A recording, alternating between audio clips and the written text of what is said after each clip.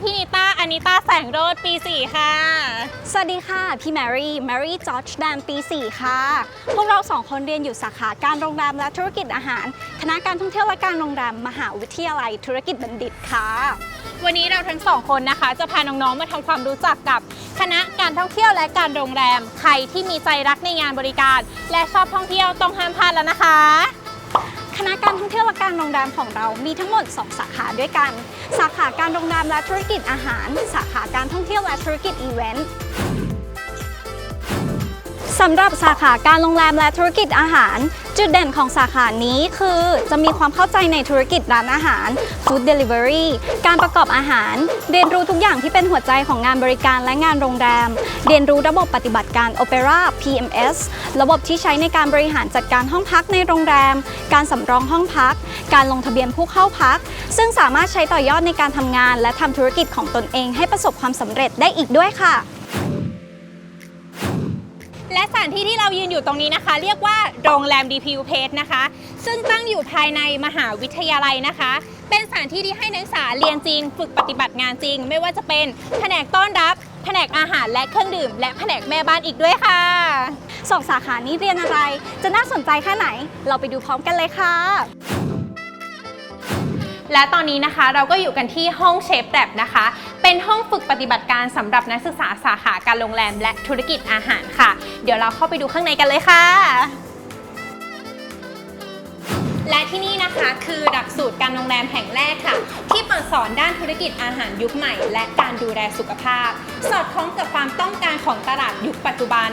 รองรับธุรกิจท่องเที่ยวธุรกิจโรงแรมและธุรกิจอาหารในอนาคตเน้นด้านเวลเนสบวกความรู้ด้านความยั่งยืนอีกด้วยค่ะนอกจากห้องปฏิบัติการด้านการทำอาหารแล้วในเชฟแลบยังมีห้อง F&B หรือ Food and Beverage ซึ่งเป็นห้องที่ให้นักศึกษาได้ปฏิบัติการทดลองการทำงานด้านการบริการในภัตตาคารอย่างเต็มรูปแบบทั้งการต้อนรับการตกแต่งโต๊ะอาหารการเสิร์ฟและมารยาทบนโต๊ะอาหารนอกจากนั้นในห้องนี้ยังมีมุมบาร์เพื่อให้เราได้เรียนรู้และฝึกฝนการผสมเครื่องดื่มเป็นมิกโซโลจิสอย่างมืออาชีพอีกด้วยเรียกได้ว่าเชฟแลบแห่งนี้ตอบโจทย์ด้านธุรกิจอาหารยุคใหม่แบบสุดๆไปเลยค่ะน้องๆอาจจะสงสัยกันใช่ไหมคะว่าเมื่อจบจากสาขาการโรงแรมและธุรกิจอาหารแล้วน้องๆจะนำความรู้ที่ได้ไปประกอบอาชีพอะไรได้บ้างเดี๋ยวพี่แมรี่เล่าให้ฟังค่ะน้องๆสามารถนำความรู้ไปประกอบอาชีพได้หลายอย่างเลยค่ะไม่ว่าจะเป็นพนักงานต้อนรับส่วนหน้าพนักงานบริการในโรงแรมทุกแผนกผู้ประกอบการด้านธุรกิจอาหารและเครื่องดื่มการทำงานในหน่วยงานที่เกี่ยวข้องกับการบริการเช่นโรงแรมรีสอร์ทสายการบินสปาโรงพยาบาลเรือสำราญเจ้าของธุรกิจโฮสเทลร้านอาหารและโฮมสเตย์ท้องถิ่นหรือแม้แต่การสร้างสื่อส่งเสริมธุรกิจบริการเช่นการรีวิวที่พักอาหารการเป็นบล็อกเกอร์รายการท่องเที่ยวและแนะนำอาหารอร่อยๆค่ะ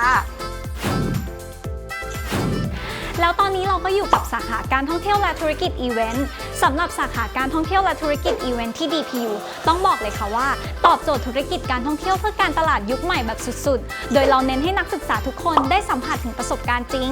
ซึ่งในทุกชั้นปีจะมีการออกภาคปฏิบัตินอกสถานที่หรือที่เราคุ้นเคยกันว่าออกทริปเพื่อให้นักศึกษาทุกคนได้ฝึกทักษะการเป็นผู้นำเที่ยวมัคคุเทศก์และผู้ให้บริการด้านการท่องเที่ยวอย่างมืออาชีพสามารถให้บริการนักท่องเที่ยวได้ทุกสถานการณ์โดยมีอาจารย์ผู้สอนมากด้วยประสบการณ์ดูแลอย่างใกล้ชิด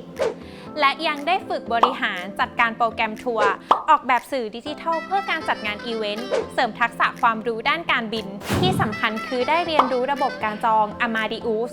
ระบบการสำรองที่นั่งและออกบัตรโดยสารเครื่องบินซึ่งเชื่อมโยงกับโรงแรมรถเช่าเรือสำราญและประกันภัยการเดินทางอีกด้วยค่ะ